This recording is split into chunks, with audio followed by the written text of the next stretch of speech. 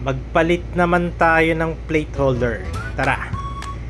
Alright, so for today's agenda, magpapalit po tayo ng plate holder kasi as you can see, sirang-sira siya. Naputol siya. Usually nasisira to pag nadadaanan ng mga bata kung ano man sumasabit sa short. Kaya napuputol.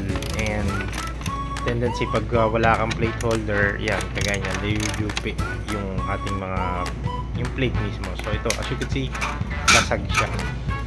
So kagaya niyan, yan, nayuyupi yung mga gilid.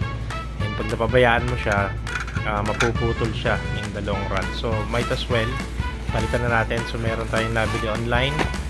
So ito, mura lang naman to, parang less than 500 or 500 something lang.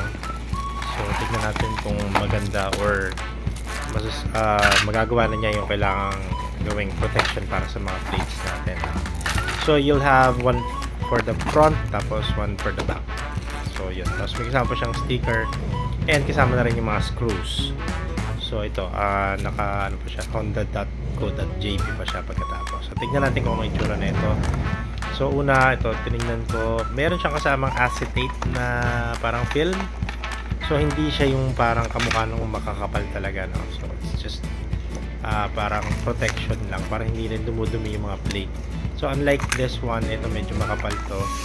Ito basically hindi siya mababasa dahil medyo malambot siya. So ganyan ang magiging itsura niya pag dinikit mo na yung parang kasama niya na sticker.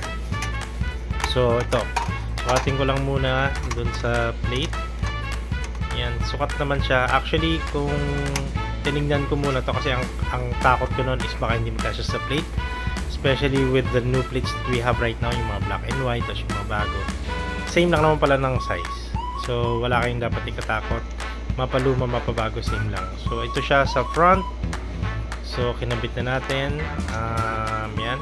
So maganda naman siya. And yun nga.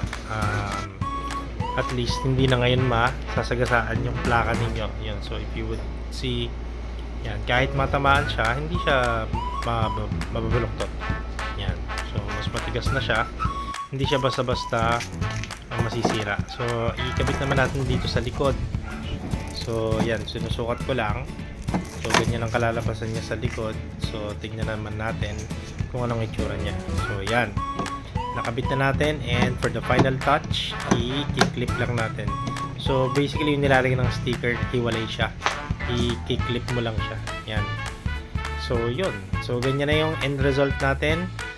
Thank you po palagi sa pag-watch ng DIY Wired, and sa susunod na video ulit. Ayos.